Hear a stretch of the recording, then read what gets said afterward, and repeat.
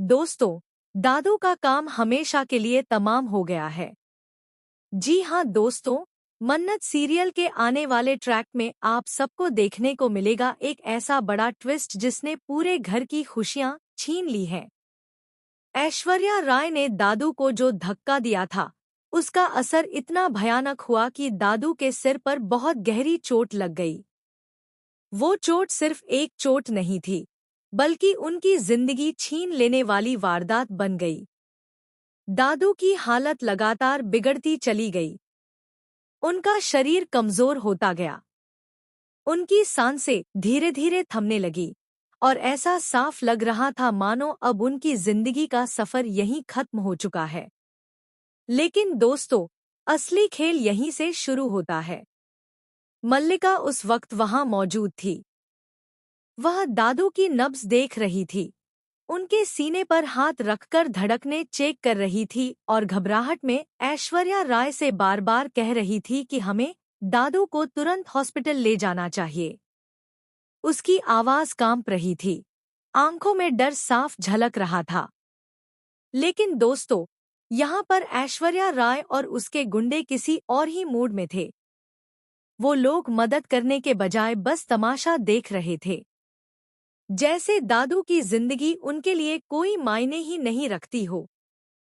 ऐश्वर्या राय के चेहरे पर उस वक्त एक अजीब सी मुस्कान थी, मानो उसने वही हासिल कर लिया हो जो वह चाहती थी। मल्लिका बार बार हाथ जोड़कर कहती रही, कृपया इन्हें हॉस्पिटल ले चलो। देर हो जाएगी तो सब खत्म हो जाएगा। लेकिन ऐश्वर्या राय ठंडी और कठोर आवाज में बोली, अब इन्हें कहीं ले जाने की जरूरत नहीं है। ये खुद ही खत्म हो चुके हैं। और दोस्तों, यहीं पर मल्लिका की आंखों से आंसुओं की धार बहने लगी। उसने गुस्से और दर्द में ऐश्वर्या राय से कहा, तुमने एक इंसान की जिंदगी छीन ली है।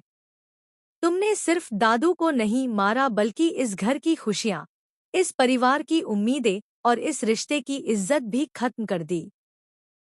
लेकिन ऐश्वर्या राय पर इन बातों का कोई असर नहीं हुआ। दोस्तों, अब असली खेल यहाँ से शुरू होता है।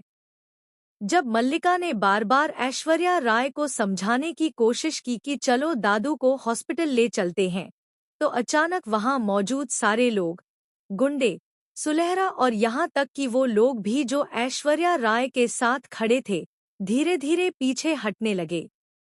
उनके दिल में डर बैठ गया था कि अगर वो इस मामले में फंस गए, तो पुलिस सबको पकड़ लेगी।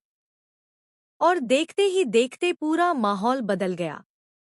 एक एक करके सभी लोग वहां से भागने लगे। गुंडे भाग गए, सुलहरा भाग गई और बाकी सब लोग भी वहां से गायब हो गए। अब वहां सिर्फ दो लोग बचे थे, मल्लिका और दादू की निर्जीव हालत। बेचारी मल्लिका अकेली पड़ गई थी। उसके सामने दादू का शरीर पड़ा था। उनकी सांसें थम चुकी थी और चारों ओर सन्नाटा छा गया था। लेकिन दोस्तों, यहाँ भी मल्लिका के दिल में इंसानियत और डर का संघर्ष चल रहा था। वह सोच रही थी कि अगर वह वहीं रुक गई तो पुलिस उसे भी इसमें शामिल समझ लेगी। उसका अपना खेल, उसकी सारी चालें, उसकी सारी साजिशें बर्बाद हो जाएंगी। और तभी ऐश्वर्या राय ने ठंडी आवाज में मल्लिका से कहा, भाग जाओ, वरना तुम भी फंस जाओगी। मल्लिका कांपते हुए खड़ी हुई। उसकी आंखों से आंसू बह रहे थे। वह रोते हुए दादू की तरफ देखती रही। लेकिन आखिरकार डर और मजबूरी ने उसकी इंसानियत पर जीत हासिल कर ली और वह भी वहां से भाग गई। दोस्तों, अब देख सकते हो कि इस पूरे खेल में किसी ने किसी का साथ नहीं दिया। ऐश्वर्या राय ने खुद सबको छोड़कर भाग जाने का फैसला लिया। उसने साबित कर दिया कि वह किसी की अपनी नहीं है। मल्लिका का दिल टूट चुका था।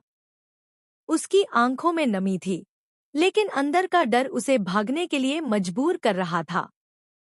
वह सोच रही थी कि अगर वह पकड़ी गई तो उसका नाम, उसकी पहचान और उसका राज सब उजागर हो जाएगा।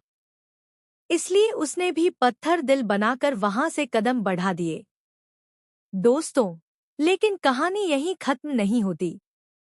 असली ड्रामा तो तब होगा जब इस सच्चाई का पर्दाफाश मन्नत और विक्रांत के सामने होगा। सोचिए जरा, जब मन्नत को पता चलेगा कि दादू की मौत का जिम्मेदार कोई और नहीं बल्कि ऐश्वर्या राय है, तब उसके दिल पर क्या बीतेगी।